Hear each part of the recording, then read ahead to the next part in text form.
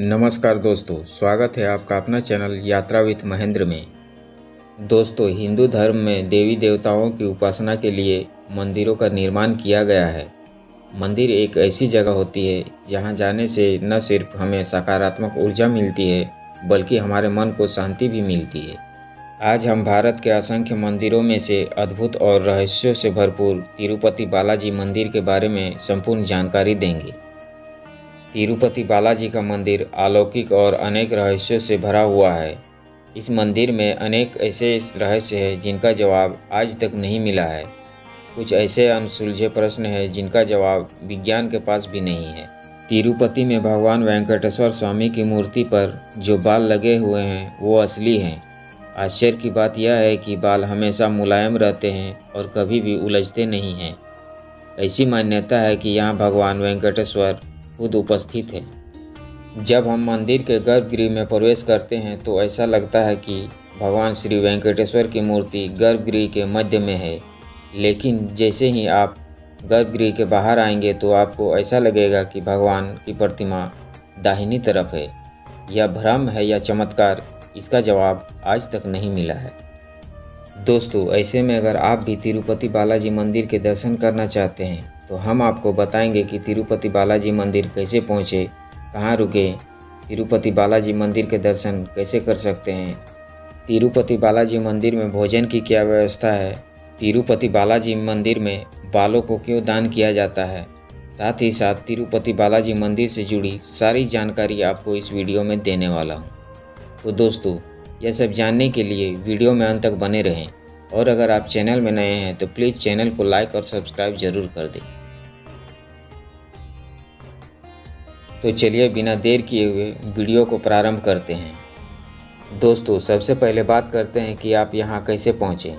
अगर आप फ्लाइट के माध्यम से तिरुपति बालाजी मंदिर आना चाहते हैं तो आपको बता दें कि तिरुपति बालाजी मंदिर की निकटतम हवाई अड्डा रेनीगुंटा है, जो तिरुपति बालाजी मंदिर से लगभग 15 किलोमीटर की दूरी पर स्थित है। हवाई अड्डा पहुंचने के बाद आप वहां से बस या टैक्सी के द्वारा बड़े ही आसानी से तिरुपति बालाजी मंदिर पहुंच सकते हैं। और अगर आप ट्रेन के माध्यम से तिरुपति बालाजी मंदिर पहुंचना चाहते हैं तो आपको बता दें कि मंदिर तक पहुंचने के लिए तिरुपति रेलवे स्टेशन पहुंचना होगा, जो भारत के अधिकांश भागों से अच्छी तरह से जुड़ा हुआ है। कन्फर्म आरक्षण पाने के लिए खास तौर पर पीक सीजन के दौरान अपनी ट्रेन टिकट पहले से बुक कर ले।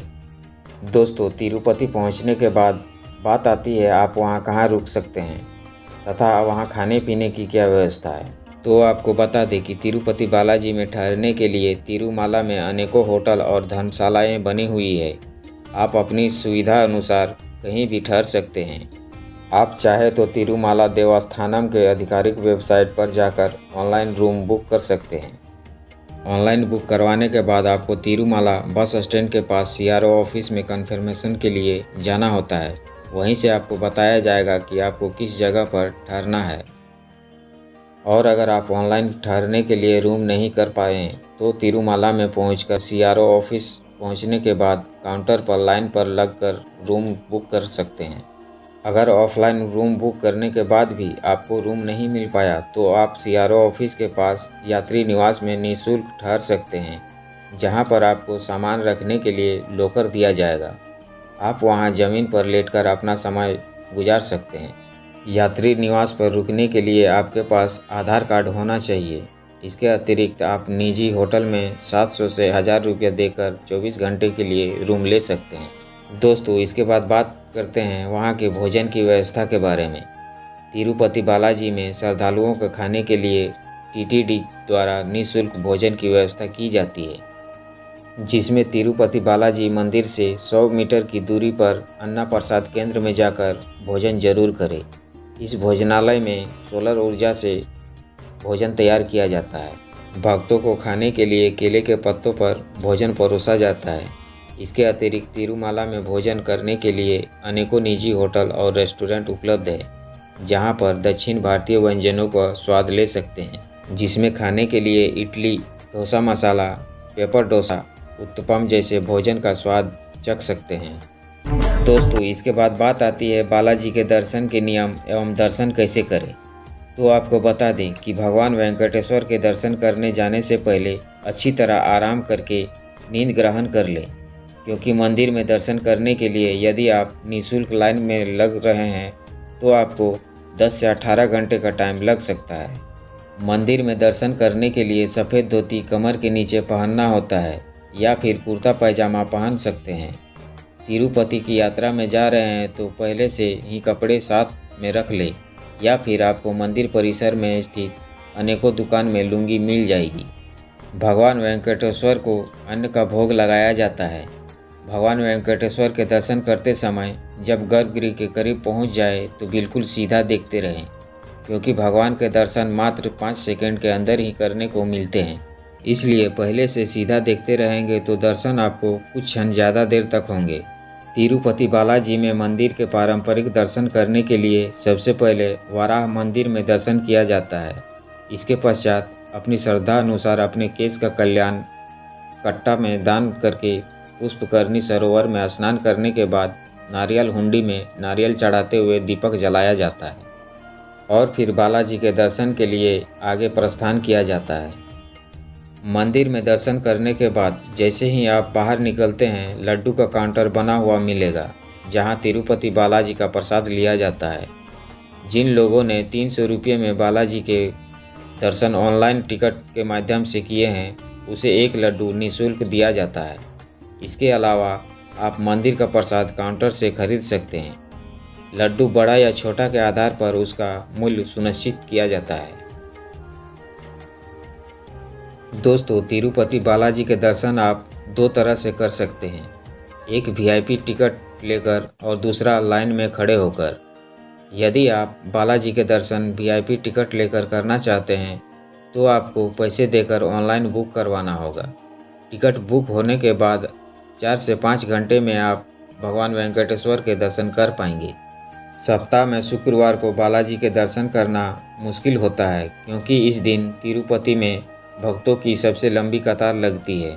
शुक्रवार को भगवान वेंकटेश्वर के पूर्ण दर्शन करने का सौभाग्य प्राप्त होता है। इसके बाद आप निःशुल्क लाइन में लगकर तिरुपति बालाजी के दर्शन कर पाएंगे। यदि आप लाइन में लगकर दर्शन करना चाहते हैं तो आपको 10 से 18 घंटे तक लाइन में लगना पड़ सकता है। यह निर्भर करता है कि भक्तों की भीड़ कितनी है। साथ ही दिव्यांगों के लिए अलग से महाद्वारम प्रवेश द्वार से दर्शन करने की सुविधा उपलब्ध है, जिसमें तिरुपति बालाजी ट्रस्ट के कर्मचारी दिव्यांगों के दर्शन करने में मदद करते हैं। दोस्तों, तिरुपति बालाजी मंदिर में केश दान करने की आस्था है। केश दान करने का मतलब होता है मनुष्य घमंड को त्याग कर जीवन मरण के चक्र से मुक्त होने की कामना करता है। मनोकामना पूर्ण के लिए मुंडन करवाने की परंपरा है। तिरुपति में जो भी व्यक्ति अपने बाल का दान करता है उस पर देवी लक्ष्मी की कृपा प्राप्त होती है। साथ ही उसके जीवन में आई सभी परेशानियों का निवारण अपने आप खत्म हो जाता है। श्रद्धालु कल्याण कट्टा में अपने बाल मुंडवा कर पुष्पकरणी सरोवर में स्नान करके भगवान वेंकटेश्वर के दर्शन के लिए जाते हैं।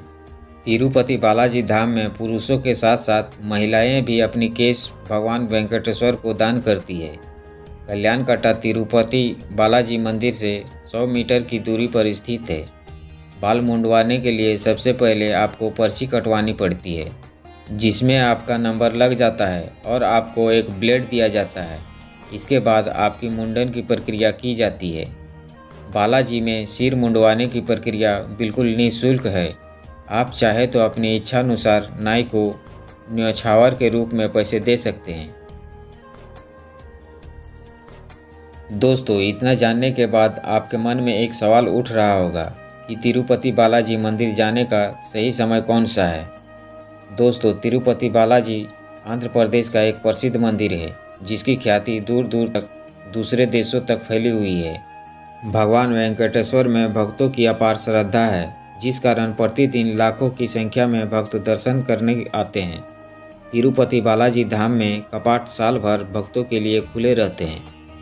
अपने समय के अनुसार आप किसी भी मौसम में तिरुपति बालाजी दर्शन के लिए प्लान बना सकते हैं। तिरुपति बालाजी में सितंबर से अक्टूबर के महीने में आयोजित किए जाने वाले ब्रह्मोत्सव सबसे बड़ा पर्व है, जिसे देखने के लिए जरूर जाना चाहिए।